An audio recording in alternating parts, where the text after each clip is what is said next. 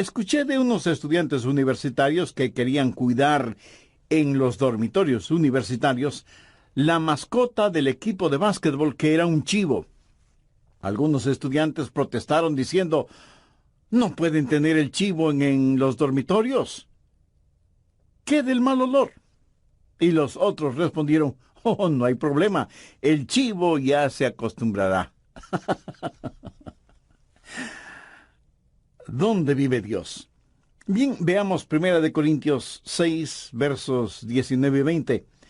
¿O ignoráis que vuestro cuerpo es el templo del Espíritu Santo, el cual está en vosotros, el cual tenéis de Dios, y que no sois vuestros?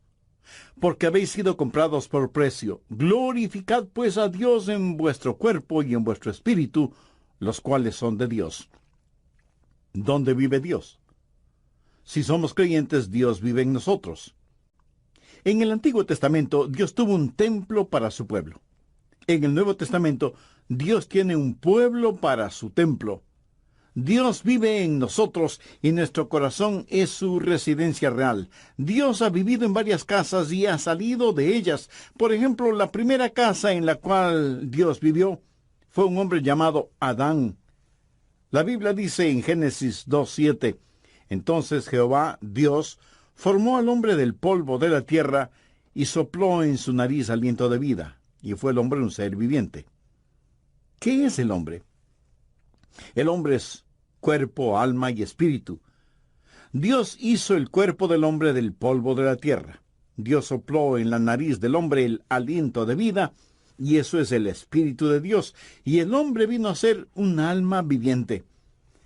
Por favor, anote al margen 1 Tesalonicenses 5:23. «Y el mismo Dios de paz os santifique por completo, y todo vuestro ser, espíritu, alma y cuerpo, sea guardado irreprensible para la venida de nuestro Señor Jesucristo. Fiel es el que os llama, el cual también lo hará». Usted y yo tenemos un cuerpo. Esto es piel, pelo, huesos, músculos, venas, nervios, hígado, pulmones, etc. Eso es nuestro cuerpo. Y con este cuerpo tenemos vida física y estamos en contacto con el mundo físico. Pero la Biblia también dice que tenemos un alma. Ahora, ¿qué es el alma? La palabra griega para alma es psique, que es la palabra raíz de donde tenemos palabras como psicología, psiquiatría, etc. El alma es la parte emocional de cada uno de nosotros, la porción cognitiva que vive en nuestro cuerpo. La mente, las emociones, la voluntad, todas esas cosas que hacen de nosotros lo que somos y definen nuestra personalidad, inteligencia, sentido del humor, proclividades, idiosincrasias. Esa es nuestra alma. Con nuestro cuerpo tenemos vida física y contacto con el mundo físico.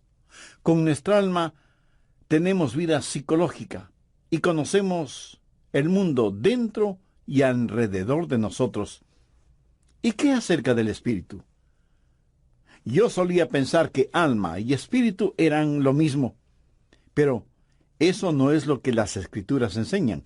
Pablo menciona cuerpo, alma y espíritu. Dios mismo establece una diferencia entre alma y espíritu.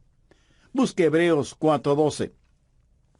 «Porque la palabra de Dios es viva y eficaz y más cortante que toda espada de dos filos, y penetra hasta partir el alma y el espíritu». ¿Qué es el espíritu? Es la parte de nuestra naturaleza que nos capacita para conocer a Dios, porque Dios es espíritu, y los que le adoran en espíritu y en verdad es necesario que le adoren. En espíritu y en verdad. Y cuando somos salvos, el Espíritu de Dios testifica a nuestro propio espíritu de que somos hijos de Dios. Ahora, las plantas tienen cuerpo, pero no tienen un alma. Los animales, y esto seguramente le va a sorprender, tienen alma. En ese sentido, la palabra alma significa sencillamente vida consciente. En el Génesis se habla de criaturas vivas que tienen nefesh, o sea, alma. Por si no lo sabía, su perro tiene mente, emoción y voluntad. Pero lo que le hace al hombre más que un animal inteligente es que tiene un espíritu. Los perros nunca oran, aunque muchos seres humanos tampoco lo hacen. Y los animales no piensan en la eternidad. Las plantas tienen vida inanimada, los animales tienen vida animada, pero solo los humanos tienen vida espiritual. Dios puso en nosotros un espíritu. Sopló en nuestra nariz aliento de vida y vinimos a ser seres vivientes, porque el Espíritu de Dios está en nosotros. Es el Espíritu el órgano de nuestro conocimiento espiritual, y Dios creó al hombre para vivir en él, y Adán fue una casa de 3/4, por así decirlo. Siendo que Dios es un Dios trino, tiene preferencia por el número 3, Padre, Hijo y Espíritu Santo. Y todo lo que Dios creó refleja esa verdad. ¿Qué es el espacio? Altura, anchura y profundidad. La altura no es la anchura y la anchura no es la profundidad. Cada una es diferente, pero son lo mismo. Son distintivas, pero inseparables, como el Padre, el Hijo y el Espíritu Santo. Pero no solo el espacio, sino también el tiempo. ¿Qué es el tiempo? Pasado, presente y futuro. El pasado no es el presente no es el futuro y el futuro no es el pasado. Cada uno es distintivo, pero son inseparables.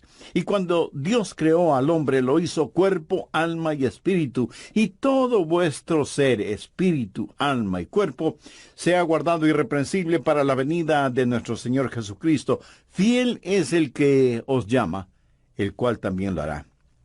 Cuando Adán salió de la línea de ensamblaje celestial, iba a ser una residencia real. Dios iba a vivir en el espíritu de Adán. Y cuando la Biblia dice que Dios caminaba con Adán, ¿cree usted que Dios físicamente tomaba a Adán por el brazo para pasear por el jardín del Edén? Puede ser que sí. Puede ser que no. Dios tiene poder para hacer lo que quiera hacer. Yo creo que Dios no estaba en el exterior, sino en el interior de Adán. Adán fue la casa primaria de Dios. Ahora quiero que anote las siguientes palabras, porque este estudio bíblico se desarrolla alrededor de esas palabras: diseño, deshonra, desolación y destrucción. En primer lugar, Dios creó a Adán, y Adán fue una casa de 3/4. El cuarto más interior, el espíritu, es donde Dios moraba con Adán. Dios diseñó esta casa de 3/4 como su casa primaria. Pero no solo fue una casa diseñada, sino que en segundo lugar se volvió una casa deshonrada cuando Adán pecó contra Dios. En Génesis 3:6 leemos: «Y vio la mujer que el árbol era bueno para comer y que era agradable a los ojos, y árbol codiciable para alcanzar la sabiduría. Y tomó de su fruto y comió, y dio también a su marido, el cual comió así como ella». Eso sencillamente quiere decir que pecaron, transgredieron la ley de Dios, porque cualquier pecado es transgresión de la ley divina. Desobedecieron a Dios. Y esta hermosa casa que Dios hizo fue contaminada, deshonrada, ensuciada y quedó desolada porque Dios salió de esa casa. Génesis 3:19 dice: «Con el sudor de tu rostro comerás el pan hasta que vuelvas a la tierra, porque de ella fuiste tomado, pues polvo eres, y al polvo volverás». Cuando Adán pecó, Dios salió de la casa, y ahora Adán espiritualmente está sin Dios, pero su alma y su cuerpo están vivos. Adán es ahora una casa desolada, sin Dios. Y en vez de centrarse en Dios, se centra en sí mismo, y en vez de que el espíritu tenga dominio sobre el alma tiene dominio sobre la mente, las emociones y la voluntad. Así que la casa diseñada fue deshonrada y quedó desolada, y será finalmente destruida, pues polvo eres, y al polvo volverás. ¿Cómo murió Adán? Dios había advertido a Adán y a Eva que si comían del árbol prohibido, morirían. Cuando usted lee la Biblia descubre que Adán vivió 900 años y tuvo hijos. Pero Dios no había dicho que morirían si comían del fruto prohibido. Entonces, ¿murió o no murió? Déjeme decirle cómo murió Adán. Murió inmediatamente en su espíritu, murió progresivamente en su alma y murió definitivamente en su cuerpo. Esto es muy importante y quiero que se lo grabe muy bien en su memoria. Ahora, ¿qué significa el estar perdido? ¿Están perdidos solo los ladrones, los violadores, los asesinos, los drogadictos, los depravados sexuales? No. Estar perdido es estar sin Dios.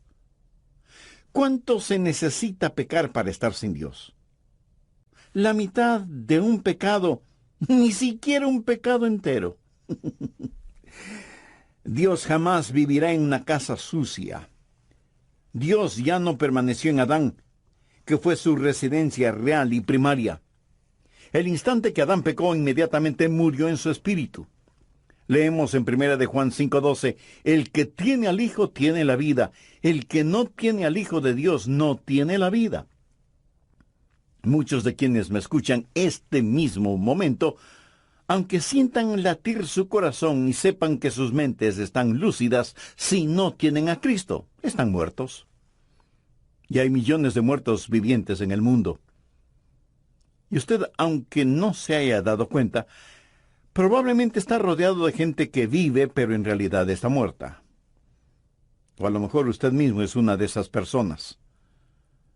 Adán murió inmediatamente en su espíritu y progresivamente en su alma. Ahora, ¿qué es el alma? La mente, la emoción y la voluntad. Su mente, que debía estar centrada en Dios, se volvió un jardín de malezas. Temores y neurosis y desengaños y dolores llenaron su corazón, su mente, su alma. Murió progresivamente en su alma. Y finalmente su cuerpo murió. Pero la semilla de la muerte ya estuvo en él el momento que pecó. Muchos durante la época de Navidad compramos lo que llamamos un árbol natural o vivo. Mi amigo, ese árbol ya nada tiene de vivo o de natural, porque murió el momento que lo cortaron. Y si está muerto, ya no es natural, porque carece de vida. Puede parecer que tiene vida, pero solo espere unos días y ese árbol dará evidencias no de tener vida, sino de estar absorbido por la muerte. Hay personas que van a las iglesias bien decoraditas, lucen atractivas y frescas, pero están separadas de la vida de Dios. Solo hay que darles tiempo y su separación de Dios, su muerte espiritual, se hará evidente.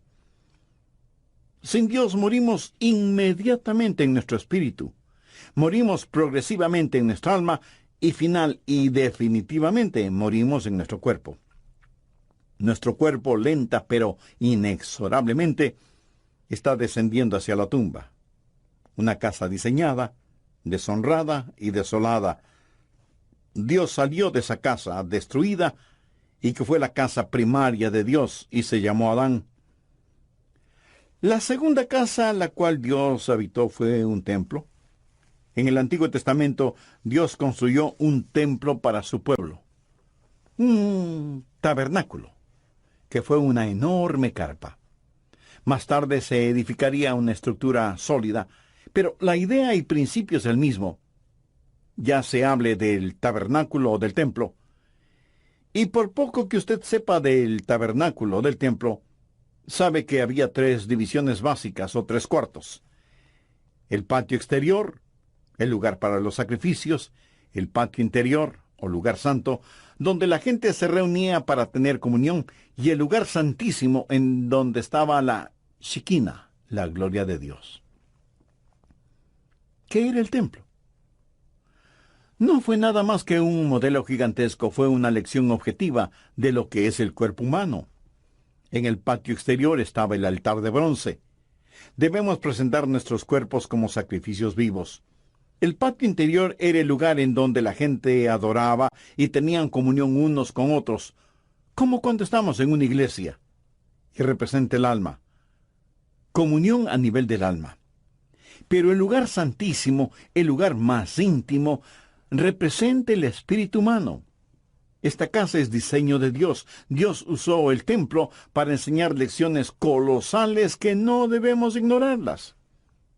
En primer lugar, una casa es diseñada, un templo de 3 habitaciones, y Dios dijo, hacedlo de acuerdo al diseño que te he dado, porque es una lección.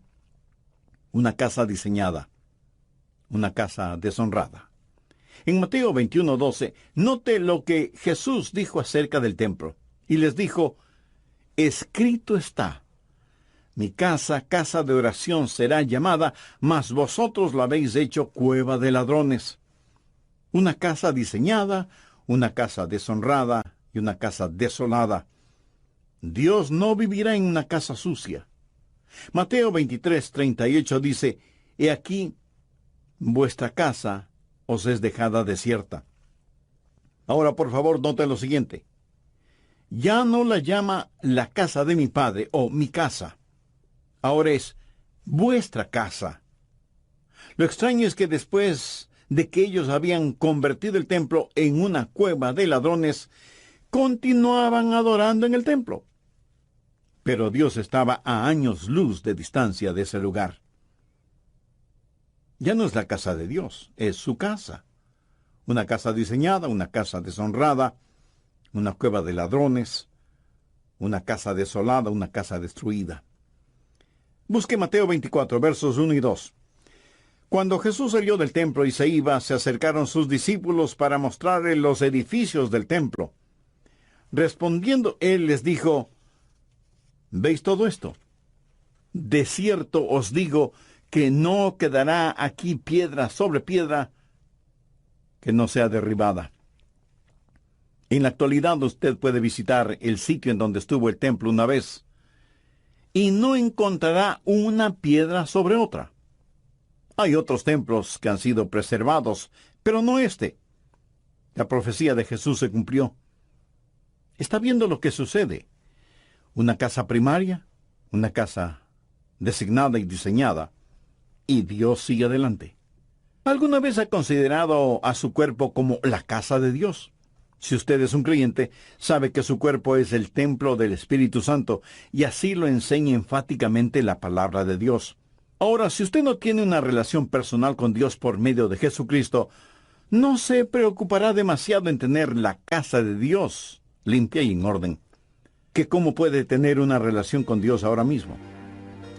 Por medio de una sencilla oración que le invito a orar con sus propias palabras.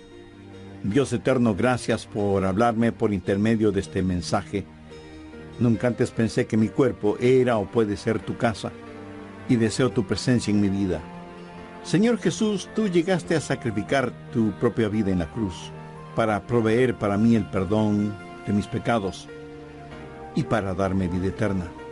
Gracias por tu amor, gracias por perdonarme, limpiarme, salvarme. Este momento por fe te recibo en mi corazón como mi Salvador y Señor, y pido que realices en mi vida los designios de tu voluntad. En tu santo nombre lo pido. Amén.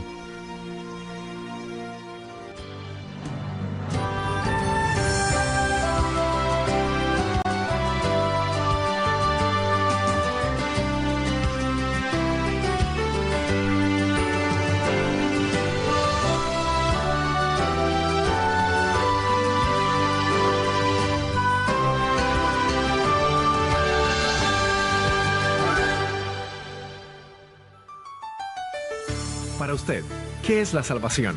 Oiga lo que nos dice al respecto el doctor Adrián Rogers. Salvación no es sacar al hombre de la tierra y llevarlo al cielo. Esa es la idea que la mayoría de las personas tiene.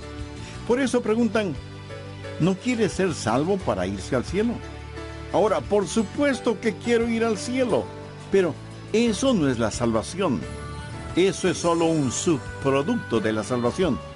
Así que repito, la salvación no es sacar al hombre de la tierra y llevarlo al cielo. Salvación es que Dios salga del cielo y entre en el hombre. Ser salvo es tener a Dios en su corazón, ayudándole a entender que usted es ahora templo del Espíritu Santo. Amigos, gracias por acompañarnos en esta nueva emisión de El Amor que Vale. Mi nombre es Irving Ravelo. Sabe que la mayoría de las personas religiosas quieren ir al cielo, pero no necesariamente cumpliendo con los requisitos de Dios, sino por su propio esfuerzo. Esta es la segunda parte del mensaje Mi Corazón, el Hogar de Dios. Ahora les presentamos a el doctor Adrián Rogers en la voz del pastor Lenín de Llanón. La tercera casa que Dios habitó es lo que llamo la casa perfecta de Dios. ¿Cuál fue esa casa perfecta? El mismo Señor Jesucristo. En Juan capítulo 2, versos del 19 al 21, note lo que Jesús dijo acerca de él mismo. Respondió Jesús y les dijo: destruid este templo, y en 3 días lo levantaré. Dijeron luego los judíos: en 46 años fue edificado este templo, y tú en 3 días lo levantarás. Mas él hablaba del templo de su cuerpo. Jesús supo que su cuerpo era el templo de Dios, y era un templo perfecto. Primero, una casa designada. Jesús dijo: has preparado un cuerpo para mí. Una casa diseñada. Él fue el segundo Adán, cuerpo, alma y espíritu. Fue totalmente perfecto. Una casa designada. Él pudo señalar a quien quiere y decir: ¿quién de ustedes me acusa de pecado? Por eso nació de una virgen, para ser perfecto. Él no es el hijo de Adán. En Adán todos mueren. Él vino como lo hizo, nació de una virgen, para ser lo que fue, sin pecado. Él fue lo que fue, sin pecado, para hacer lo que hizo, morir por nuestros pecados. Solo un sacrificio perfecto sería aceptable delante de Dios, y sin embargo, esa casa designada fue una casa deshonrada. Y usted pregunta: ¿cómo pudo ser eso posible? Si esa casa era Jesús, ¿fue ese templo deshonrado? Absolutamente. Veamos Isaías 53:6. Todos nosotros nos descarriamos como ovejas, cada cual se apartó por su camino, mas Jehová cargó en él, esto es, en Jesús, el pecado de todos nosotros. Y en 1 de Pedro 2:24 leemos: quien llevó él mismo nuestros pecados en su cuerpo sobre el madero, para que nosotros, estando muertos a los pecados, vivamos a la justicia, y por cuya herida fuisteis sanados. La Biblia también dice que al que no conoció pecado, o sea, Jesús, por nosotros lo hizo pecado. Dios tomó mi pecado, su pecado, nuestro pecado, toda la podredumbre, suciedad y maldad de este mundo, y lo puso sobre el Señor Jesucristo. Él nunca pecó, pero todos nuestros pecados fueron puestos sobre él. Una casa designada, una casa deshonrada, una casa desolada. Veamos Mateo 27:46. Jesús está clavado en ese invento infernal llamado cruz, y agonizante y sangrante, y dice: Elí, Elí, lama sabactani. Esto es: Dios mío, ¿por qué me has desamparado? Bueno, le diré por qué lo hizo. Dios no puede vivir en una casa sucia. Cuando Jesús estuvo dispuesto a ser nuestro sustituto y cargar con nuestros pecados, todos nuestros pecados, entonces esa casa perfecta fue deshonrada. Y Dios el Padre le dio la espalda a su Hijo, porque Dios, que es de ojos puros, no puede contemplar la iniquidad. Y ahí está Jesús, clavado en la cruz, llevando los pecados de todo el mundo. Por eso su desgarradora pregunta: Dios mío, ¿por qué me has desamparado? Y si Jesús murió en su lugar, usted debe amarle por lo que él hizo por usted. Antes de morir, David dijo: aunque ande en valle de sombras de muerte, no temeré mal alguno, porque tú estarás conmigo. Y Jesús cruzó ese valle completamente solo. Ni siquiera pudo pedir que su padre le acompañara. Una casa designada, una casa deshonrada, una casa desolada, una casa destruida. Juan 2:19 dice: respondió Jesús y les dijo: destruid este templo y en 3 días lo levantaré. Jesús sabía que iba a ser destruido. ¿Y quién iba a destruirlo? Dios el Padre. Y alguien me dirá de inmediato: un momento, pastor, pensé que nosotros crucificamos a Jesús. Bueno, sí, en el sentido que Él murió por nuestros pecados. Pero en Isaías 53:10 leemos: con todo esto, Jehová quiso quebrantarlo, sujetándole a padecimiento.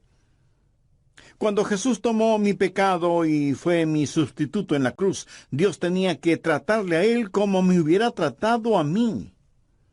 Una casa designada, una casa deshonrada, una casa desolada, una casa destruida. La Biblia dice en Romanos 8:32, el que no escatimó ni a su propio Hijo. Permíteme hacerle una pregunta. Si Dios no escatimó ni a su propio Hijo cuando llevó nuestros pecados en la cruz, ¿qué le hace pensar que Dios va a perdonarle a usted si rechaza a quien llevó sus pecados, o sea, a Jesús? La casa primaria de Dios fue Adán. La casa perfecta de Dios fue el Señor Jesús. ¿Sabía que Dios dejó de cambiarse de casa? Veamos 1 Corintios 6, 19 y 20. ¿O ignoráis que vuestro cuerpo es templo del Espíritu Santo, el cual está en vosotros, el cual tenéis de Dios, y que no sois vuestros? Porque habéis sido comprados por precio. Glorificad pues a Dios en vuestro cuerpo y en vuestro espíritu, los cuales son de Dios. ¿Quiere saber en dónde vive Dios ahora? Si usted es un creyente, Dios vive en usted. Dios vive en mí. Y ya no se cambiará de casa. Y tal vez usted me pregunte: pastor, ¿está seguro de eso? Total, absoluta y completamente seguro. Anote el margen, 2 Corintios 6:16. ¿Y qué acuerdo hay entre el templo de Dios y los ídolos? Porque vosotros sois el templo del Dios viviente. Como Dios dijo: habitaré y andaré entre ellos, y seré su Dios, y ellos serán mi pueblo. Ahora retrocedamos hasta el Evangelio de Juan, capítulo 14 y verso 16. Y yo rogaré al Padre, y os dará otro Consolador, para que esté con vosotros para siempre. ¿Notó la última parte de esa promesa? Para que esté con vosotros. ¿Por cuánto tiempo? Para siempre. Y en Efesios 3:17 leemos: para que habite Cristo por la fe en vuestros corazones. Dios ya no se cambia de casa. Muchas veces cuando vamos a la iglesia, por lo general decimos: vamos a la casa de Dios. Pero eso no es exactamente así, porque la verdad es que estamos llevando la casa de Dios, esto es, nosotros mismos, al templo. Bien, antes de finalizar, saquemos algunas conclusiones o lecciones de todo esto. Primero, la lección concerniente a la salvación. ¿Qué es la salvación?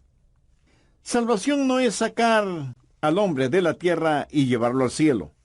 Esa es la idea que la mayoría de las personas tiene. Por eso preguntan: ¿no quiere ser salvo para irse al cielo? Ahora, por supuesto que quiero ir al cielo, pero eso no es la salvación. Eso es solo un subproducto de la salvación. Así que repito, salvación no es sacar al hombre de la tierra y llevarlo al cielo. Salvación es que Dios salga del cielo y entre en el hombre. Ser salvo es tener a Dios en su corazón, ayudándole a entender que usted es ahora el templo del Espíritu Santo. Le perdonó. Entonces, ¿qué sucede si usted vuelve a pecar? Que Dios tendrá que disciplinarle, tendrá que castigarle. ¿Qué es lo que dice Hebreos 12:6? Porque el Señor al que ama disciplina y azota a todo el que recibe por hijo.